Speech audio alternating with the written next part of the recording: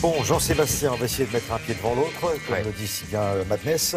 Ça a été compliqué hier soir. Hein. Ouais, une soirée compliquée encore pour le football, avec des incidents cette fois du côté de Lyon, entre les supporters de l'Olympique lyonnais, ceux du Beşiktaş Istanbul. Ça a commencé à l'extérieur du stade, vous l'avez vu dans le journal, avec de violents incidents. Ça s'est prolongé également avant le coup d'envoi. Dans le stade, on a frôlé le chaos, franchement. Regardez ces images.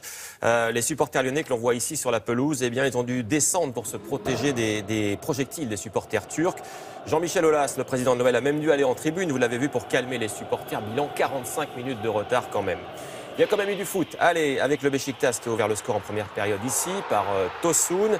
Et puis Lyon, heureusement, a réagi à 10 minutes de la fin avec 2 buts. D'abord, celui-ci de Tolisso. Et puis, vous allez le voir, Jérémy Morel a profité d'une erreur du gardien turc pour offrir la victoire à l'OL. Score final 2-1, heureusement pour Lyon. Allez, autre quart de finale de la Ligue Europa, Anderlecht, Manchester United. Ce sont les Anglais qui ouvrent le score avec cette passe d'Ibrahimovic. Vous le connaissez, pour Mkhitaryan, ça fait 1-0 pour Manchester United. Les Belges, ils vont revenir dans ce match grâce aux jeunes de Donker en toute fin de rencontre. Un partout, belle perf d'Anderlecht. Tout est possible là avant le match retour. Et puis cet autre match encore entre l'Ajax d'Amsterdam et le Schalke 04. Là, les Hollandais, ils ont passé une bonne soirée, tranquille. D'abord avec ce penalty de Klaassen pour ouvrir le score. Et puis, vous allez le voir, Klaassen qui va s'offrir un doublé hier soir avec ce nouveau but en deuxième période. Le voici, l'Ajax d'Amsterdam qui a pris une sérieuse option pour les demi hier soir donc contre les Allemands de Schalke 04. C'est bien parti pour eux. Du handball à présent. Oui, du handball avec le PSG qui a fait un grand pas vers le titre hier soir de champion de France, qui jouait contre l'un de ses principaux rivaux, Montpellier. Eh bien, c'était le match au sommet de cette journée de championnat. Regardez la joie des Parisiens, d'abord au coup de sifflet final, évidemment, car le match a été très serré, très indécis. Les Parisiens qui ont attendu effectivement la fin pour s'imposer in extremis avec ces buts qui ont fait la différence, notamment le tout dernier, celui de Luka Karabatic, c'est le frère de Nico Karabatic. Score final 34-33 et le PSG donc en tête du championnat Montpellier, 3e ce matin. Du tennis, voici Benoît Paire. Tout va bien pour lui à Marrakech. Le Français s'est qualifié pour les quarts de finale. Il a battu le Moldave Albot. On le voit ici, la balle de match. Score final 6-2, 6-2. Au prochain tour, il affrontera Tommy Robredo, l'Espagnol.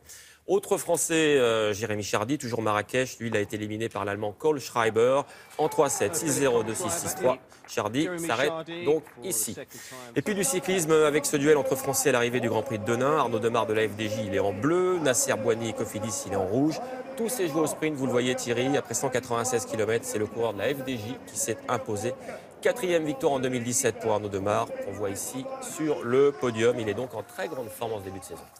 Fernando Alonso qui fait une infidélité à la Formule 1. Ouais, là je vais vous parler d'un sacré défi quand même. Alors, il s'agit donc d'un double champion du monde de F1, vous le connaissez, Fernando Alonso. Il rêve, figurez-vous, de disputer les mythiques 500 miles d'Indianapolis. Si aux États-Unis c'est une des courses les plus connues au monde, eh bien l'Espagnol qu'on va voir sur ces images lors de la présentation de sa F1, c'était en début de saison, eh bien il rêvait donc de courir dans cette épreuve qui est connue dans le monde entier. Je vous l'ai dit, il va réaliser son rêve le 28 mai prochain. Il va délaisser sa F1 le temps d'un week-end. Et il va courir au volant d'une McLaren spécialement adaptée. Alors la dernière fois que McLaren avait remporté les 500 miles, c'était sur ces images, en 1976 avec ce Britannique Johnny Rutherford. Ces images d'archives donc, et vous savez que Fernando Alonso, quand il court, il gagne. Il va essayer de gagner Indianapolis, ce ne sera pas facile, il y a beaucoup de spécialistes. Allez, on termine avec ces images du Mondial du Vent disputées à Leucate, c'est dans l'Aude, c'est au-dessous de Narbonne et c'est beau. Alors c'est une épreuve de Coupe du Monde et ça se voit. Regardez Thierry, ces champions de kitesurf. C'est beau, comme ça, ils ont multiplié les sauts, les figures aussi, ça vole haut quand même parfois, la preuve.